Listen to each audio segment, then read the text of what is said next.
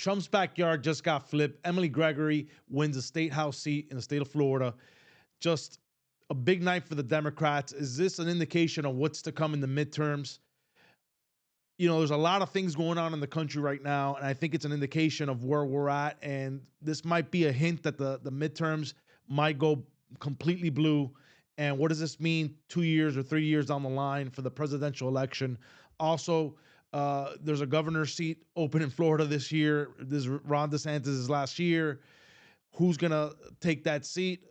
All indication is Brandon Donalds right now is winning that seat, but can we have somebody from the Democrat Party challenge him and win that seat? But Emily Gregory won, and she won on the core issues of what everybody's going through right now.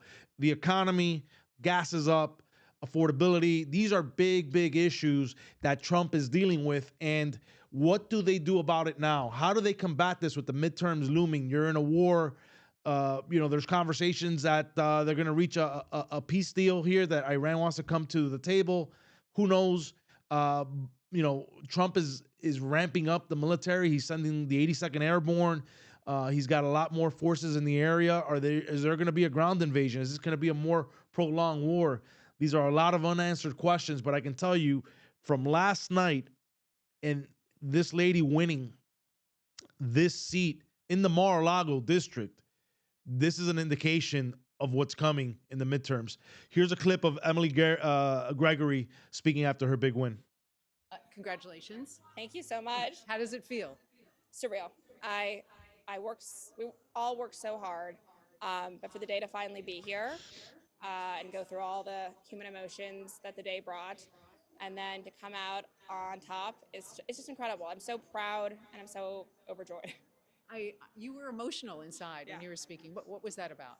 I saw some of my mentors. I saw Ann Gannon, former representative, tax collector. She's been in my corner since the beginning. Ruthless, the pro-choice advocacy group, has been side by side with me the whole time. And to see those people that have been there since at the time that no one believed in us, that everyone thought we were crazy for saying we could win this seat.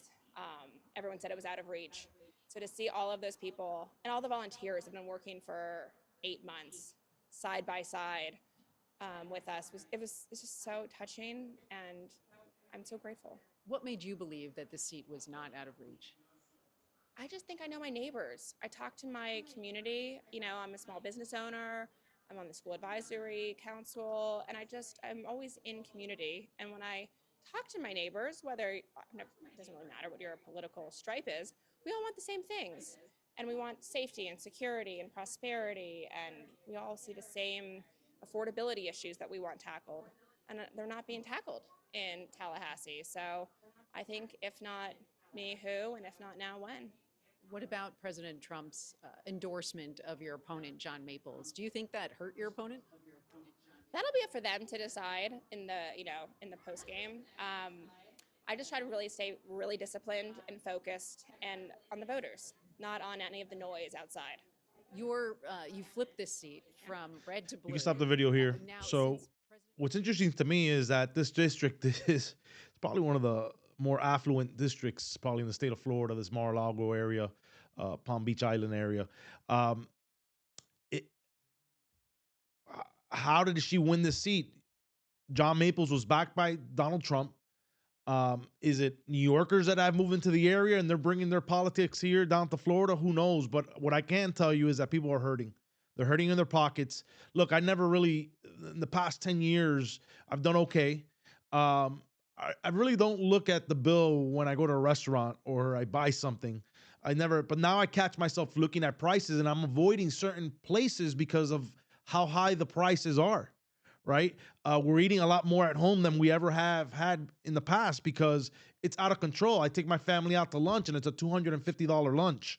We go out to dinner, it's a $300-400 dinner. That same dinner used to be $150, right? So the prices are out of control. I go to certain restaurants where the prices are reasonable now, and people, and I've done okay. I'm doing okay, and it's impacting me. Our bills have tripled in the past 6 years. I can only imagine the person that's living paycheck to paycheck, the single mother that's going through these issues, and the affordability is a huge issue. And how are the Republicans going to tackle this? Because this is what the Democrats are going to run on. They're going to run on a couple things. They're going to run on Trump causing a war in the Middle East. They're going to run on what happened with immigration and the scenes that happened with ICE. And obviously, the number one is going to be affordability. That is the biggest talk right now in all of politics is affordability. And it's impacting people every single day. And people vote with their pockets. Forget everything else. It's about their pockets. Who's going to fix the financial burden that they have going on in their lives? So that's where we're at. And the Republicans are in for a rude awakening, I think, in the midterms if they don't get this figured out in a hurry. And they're running up against time. I mean, the midterms are in November. You're talking about we're in March, almost in April. The year's flying. You got this war going on, and the Democrats are just going to keep pushing these same narratives, and they have a real shot of wiping them. And I know traditionally, look, midterms usually favor the other side of whoever's the president.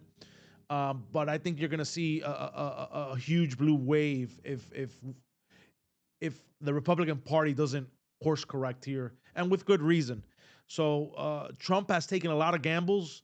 Let's see what happens. I've supported him on a lot of these issues that he's confronted. He's done a lot of good things, I think, but I think that a lot of this can be erased of the good impact he's had if he continues to prolong this war and drags this out and our economy doesn't get course corrected. So it's just going to be interesting to see what this looks like in November.